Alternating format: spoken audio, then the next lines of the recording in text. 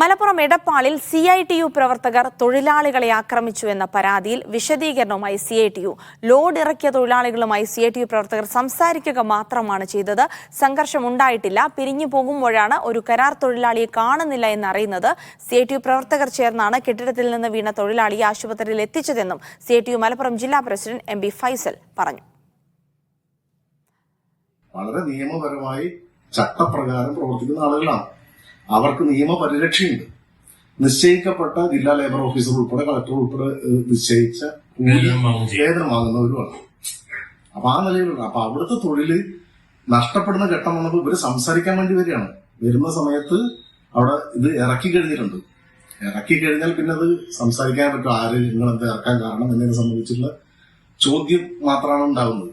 ഈ സംസാരത്തിന്റെ ഭാഗമായി ബിൽഡിംഗ് ഓണറും അതുപോലെ തന്നെ കരാറുകാരനും വിളിച്ചു പറയുന്ന അടിസ്ഥാനത്തിൽ തൊഴിലാളികൾ പിരിഞ്ഞു പോരാണ്.